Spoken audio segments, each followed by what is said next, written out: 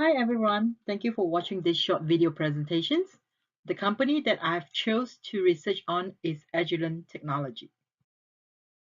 Throughout this short presentation, we will be talking a little about the history of the company, the leadership, who are their stakeholders, what are their marketing and advertising strategies, as well as some of their corporate social responsibility. The predecessor of Agilent Technology is Hewlett-Packard, a well-known brand to many of the end users for its computer and printer products. However, HP did not start a company to produce this product. Their first item that they produced was actually a resistant capacitant audio oscillator based on a design developed by Bill Hewlett when he was in graduate school. Bill Hewlett met David Packard during their undergraduate days at Stanford. The two engineering classmates became good friends and formed a partnership known as Hewlett-Packard Company in 1939. This is the root of Agilent Technology. The company's first plant was a small garage in Palo Alto with an initial startup capital of only $538. In 1942, the company owned its first 10,000 square foot building in Palo Alto, California. That's known as the Redwood Building. In 1961, Agilent Technology entered the medical field with the purchase of a company known as Sanborn Company Waltham. This company is out of Massachusetts. In the very same year, Agilent also get listed in the New York Stock Exchange. In 1987, Bill Hewlett retired and his son of Bill and David are elected to be the board of directors with a net revenue of over $6.5 billion with a total of 85,000 employees worldwide. The same year, the garage was also officially designated as a California State Historical Landmark and recognized both as Agilent's birthplace as well as a Silicon Valley milestone. In the year 2009, Agilent decided to break its business into two groups. First group is known as the life science and chemical analysis, and the second, the electronic measurement, which by 2013, a further split between the life sciences business as well as the electronic measurement business. And the latest actually took the name Keysight Technology, where Agilent maintained as a life sciences company. The last two pictures over there are some examples of the instrument produced by Agilent Technologies today. After the second spin-off of Agilent, Mr. Bill Solomon, the gentleman with the picture on the left-hand side, continued to lead Agilent until 2014, where he stepped down to be an advisor until his retirement in 2015. 2015 is the year where Mike McMullen was elected as the CEO. He continued to lead Agilent together with his team of executives. Under his leadership, the chemical analysis group consistently delivered market-leading growth and profit, built the cross-lab group that covered the software and consumable, and has become one of the three major businesses as of September 2014. Stakeholders can affect or be affected by the organization's actions, objectives, and policies. Some examples of key stakeholders for Agilent Technology are listed here. We start off with supplier. Supplier is the one who supplies what is necessary for the business to manufacture. The community, they involve the approval of the business assistants and support their success. Investor, those are the ones who invest in the company, trusting that the objective, goals, and culture of the company will bring them long-term benefit on their investment. The legal authority, the government and legal authority that have regulations and grants that help the company to succeed in their business operating model, as well as their research and development in the country that they actually present. The environmental mainly refer to the environmental body where the business draw its resources. Partners are the one who share the core values. And last but not least, the employees, they are the one who have a stake in the company's success and incentive for the products to succeed. Okay, let us now look at the marketing and advertising strategy for Agilent Technology. By now, we know that Agilent products are not really targeting for end consumer like you and me. They have a niche market where they market their products too. Some of the marketing and advertising that they use are like below. Let's start with trade shows.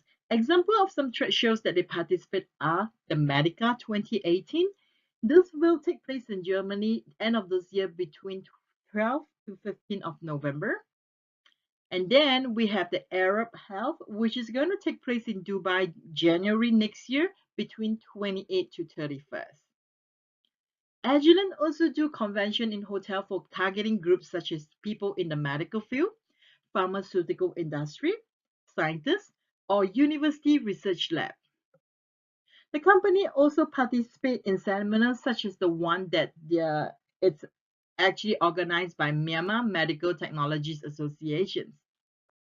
The company also have periodically publications on websites such as the foodnavigator.com.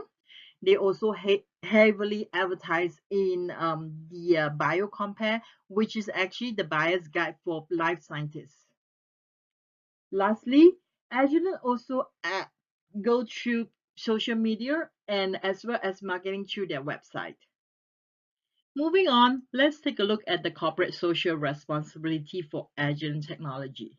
Corporate social responsibility, in short known as CSR, it's basically a corporation initiative to assess or take responsibility for the company's effect on the environment and the social well-being. Those often refer to the effort that goes beyond what is required by the local government regulations or any of the environmental groups.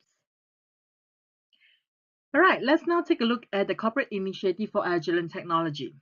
Some examples for Agilent corporate initiative are employees engagement, volunteering, social marketing, socially responsible business practices. Agilent Action. This is a form of employees engagement, whereby the company will provide employees time off by helping the community.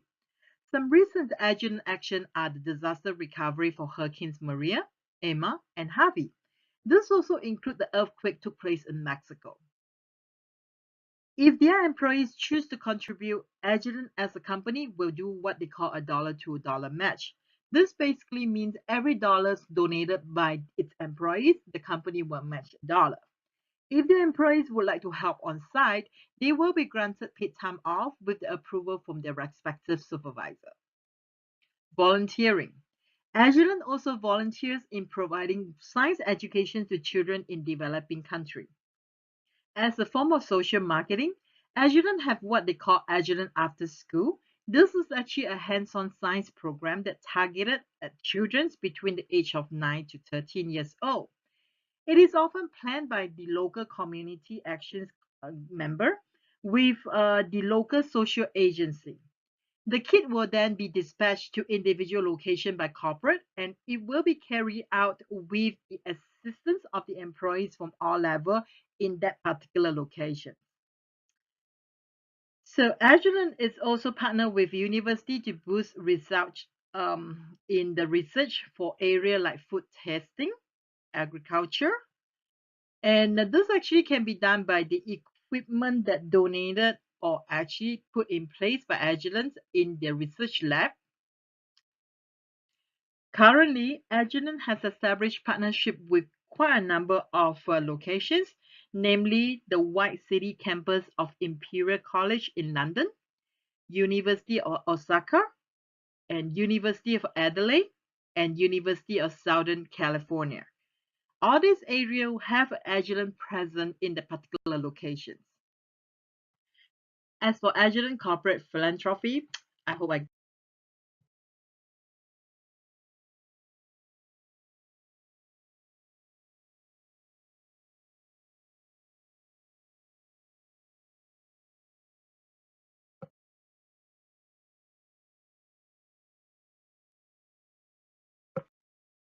Overall, Agilent's culture is based on innovations, trust, respect, and teamwork, and uncompromising integrity. Added to this are speed, focus, and accountability to meet customer needs and create a culture of performance that draws on a full range of people's skill and aspirations. With this culture, it will continue to move the company on to the next level. And with that, I will end my presentations. Thank you very much for watching. I hope you enjoyed this short presentation.